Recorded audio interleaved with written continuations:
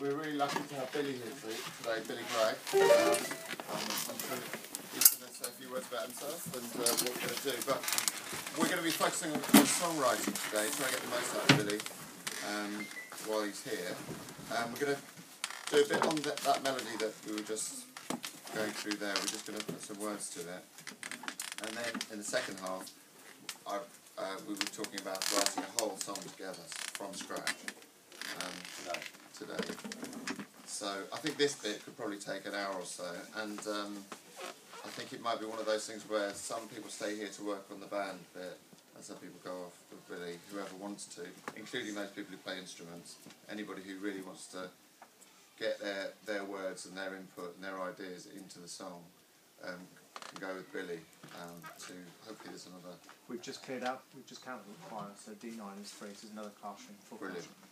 Yeah, fantastic. So I'm going to hand you over to Billy. Thank you very much. Well, I'm very pleased to be here today, to be working with the Coastal Voices project, and I've met some of you already on Tuesday down in Lyme Regis.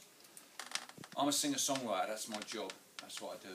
I write songs, I spend a lot of time travelling on the road, doing gigs. Every now and then I make recordings, but generally I'm writing songs and doing gigs. How did I end up being a songwriter? When I was your age, like most people of school age, I was encouraged to write poetry. And I wrote poetry, and for some reason all the other kids in my class stopped writing poetry, but I didn't stop writing poetry. I kept writing poetry from the age of about 12 till I was about 16 when I learned to play guitar. And learning to play guitar allowed me then to write music, write tunes to go with my poetry. And I kept at it. I left school when I was about 16. I had a number of interesting jobs, working in record shops, filling up cars with petrol, driving a tank.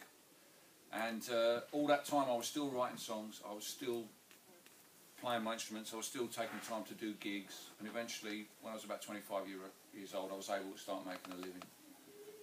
For the last 25 years I've been making a living as a singer-songwriter, doing festivals in the summer, doing touring in the winter. And I can tell you it's a great gig. Not only is it incredibly fulfilling as an activity, because there's a huge amount of self-expression involved, and the response you get from people is great, but also you don't have to get up in the mornings. It's a brilliant job. In fact, that was the thing that first attracted to me, to the idea when the careers officer came and said, what do you want to do? And Rockstar was near the top of my choices. So I was very pleased I got that. So today we're going to look at songwriting. We're going to try and start to write a lyric to go with the melody that you've composed already and worked on with John. Now, how do you write songs if you've never written a song before? Where do you start? Well, you definitely don't start with a blank sheet of paper. Nobody starts with a blank sheet of paper. You really need to start with an idea. You really need to start with something. You know, now that idea could be you have a great tune like we have. We've got a great tune to work on today. But you might not be someone who plays a musical instrument, or you might be someone who plays a musical instrument but you don't, you know, you can't come up with tunes. So if you want to learn to write songs, you want to start writing songs, you need to look at the songs that you love the most, whatever they may be, and take those songs apart and analyse them. You know, if you want to write your first songs, use other people's songs as a framework. You know, when I was your age, a lot of the songs I was writing sounded like Bob Dylan songs, like third-rate Bob Dylan songs, obviously not like real Bob Dylan songs, but Bob Dylan was a huge influence on me, so I wrote in Bob Dylan style. Later I was influenced by a band named The Clash, so I wrote a lot of songs in the style of The Clash, and eventually I worked out how to write songs in my style. It eventually emerged, and strangely enough it's kind of a mixture of a bit of Bob Dylan, a bit of The Clash, and a bit of something else that nobody else had, which was that little bit of me.